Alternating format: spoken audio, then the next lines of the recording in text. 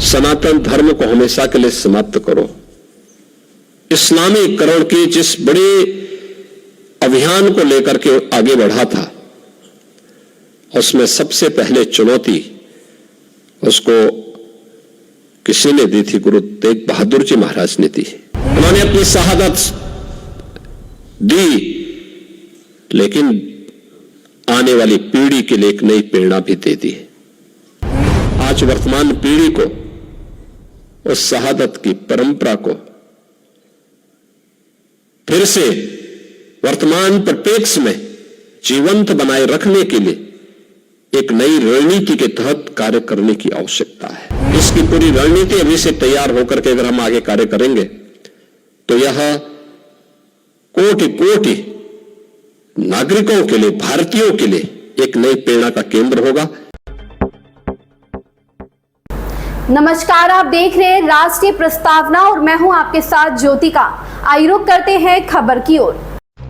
औरंगजेब को चुनौती देने वाले गुरु को नमन। उत्तर प्रदेश के मुख्यमंत्री योगी आदित्यनाथ ने सिखों के 9वें गुरु तेग बहादुर को याद करते हुए कहा है कि आज से 350 वर्ष पूर्व जब औरंगजेब जैसे क्रूर और बर्बर शासक ने सनातन को समाप्त करने की कोशिश की थी तो उसे सबसे पहली चुनौती गुरु तेग बहादुर जी ने ही दी थी। मुख्यमंत्री योगी आदित्यनाथ आज लखनऊ स्थित अपने सरकारी आवास 5 कालिदास मार्ग पर गुरु तेग बहादुर जी महाराज के 350वें शहीदी वर्ष को समर्पित श्री तेग बहादुर संदेश यात्रा का स्वागत और अभिनंदन कर रहे थे। सीएम ने यह भी कहा कि कुछ लोग देश का स्वरूप बिगाड़ने का काम कर रहे हैं। उद्देश्य उनका वही है लेकिन तरीका बदल गया है।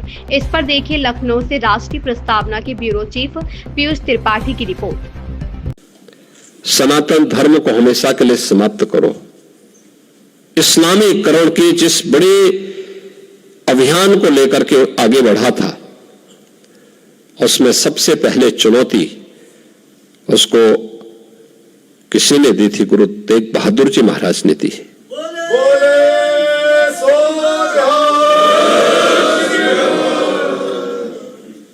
आप याद करिए कि गुरु तेग बहादुर जी महाराज ने उस चुनौती को स्वीकार किया और क्या क्या अत्याचार नहीं हुए।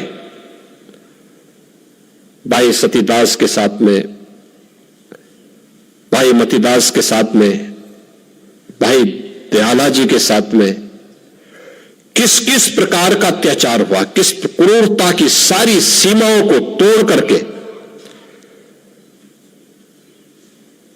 उन्होंने भय से, प्रलोभन से उन्होंने अपनी शहादत दी, लेकिन आने वाली पीढ़ी के लिए एक नई प्रेरणा भी दे दी। यही शहादत की परंपरा है जिस पर वर्तमान भारत की नींव खड़ी है। आज हम स्वतंत्र भारत में दुनिया की चौथी बड़ी अर्थव्यवस्था के रूप में अपने आप को स्थापित किए। प्रधानमंत्री मोदी जी के नेतृत्व में भारत दुनिया की चौथी बड़ी अर्थव्यवस्था बनी है। पूरे देश और पूरी दुनिया के अंदर एक नया उत्साह है। इसकी नींव में इस शहादत है,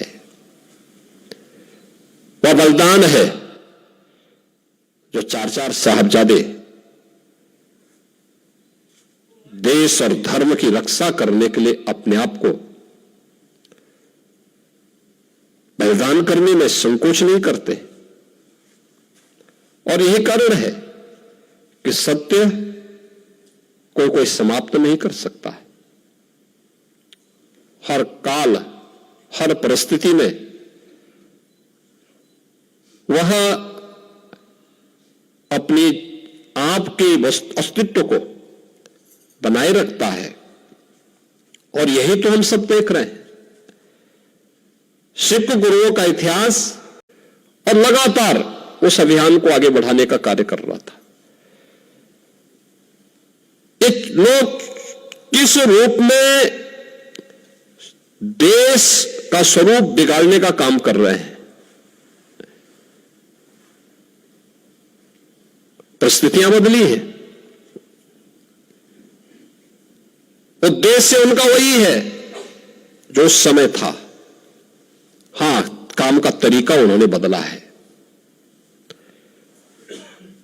और यह आयोजन हम सबको इस बात के लिए प्रेरणा दे रहा है कि जिस उद्देश्य से सिख गुरुओं ने अपना त्याग और बलिदान दिया था,